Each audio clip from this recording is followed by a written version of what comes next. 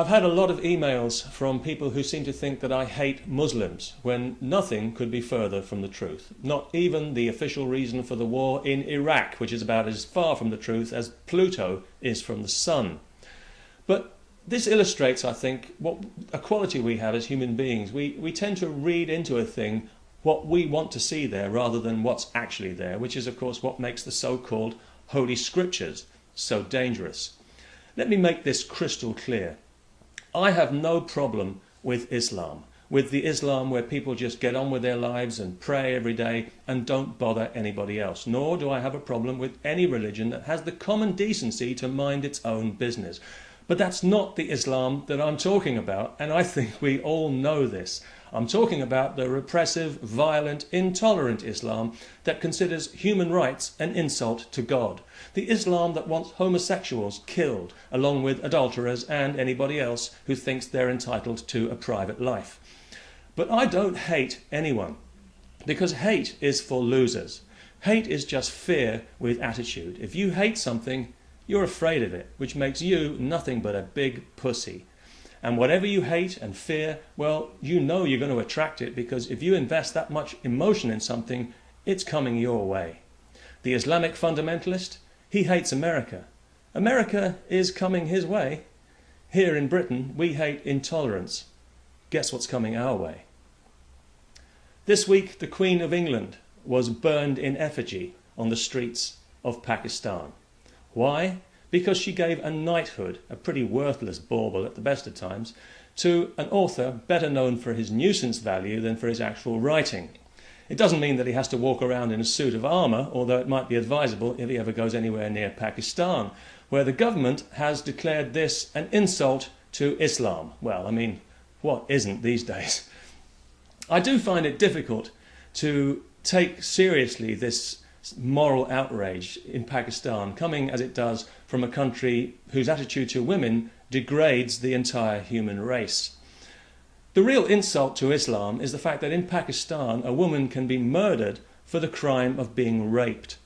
The worst thing that can happen to anyone in Pakistan is to be born female. Every year, thousands of women in Pakistan are murdered by members of their own family, and yet nobody is insulted by that. Nobody's demanding an apology for that. Instead, what do we get? A deafening silence from Muslims, almost a miracle in itself.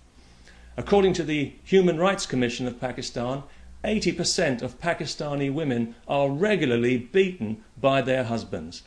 I mean, come on guys, shape up. You can't blame your culture for everything. And yet these are the people who have accused the British government of Islamophobia. And this must really sting the politically correct religious appeasers who run this country, because they've already done so much to accommodate Islamic sensibilities, even legitimising crackpot pressure groups like the Muslim Council of Britain, who recently issued a list of demands that would impose Islamic values on all children in British schools. The Muslim Council of Britain sounds like an official body, but in fact it's just another extremist group of fanatics who want to turn Britain into an Islamic republic.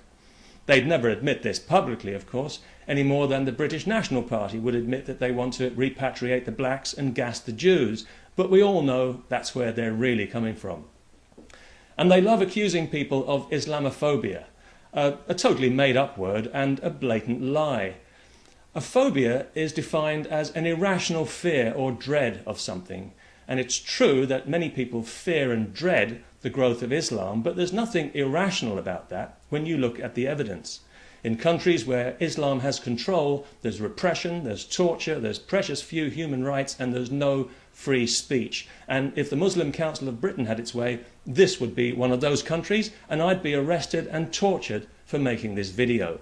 This is not a belief system that I want to see encouraged, but there's nothing phobic about it. It's just common sense. The real phobia lies with Islam itself and with all religions, with their pathological fear of reason, which they know can evaporate all their delusions in an instant, because reason to religion is like sunlight to a vampire. That's where the real fear is, and that's where the real hate is.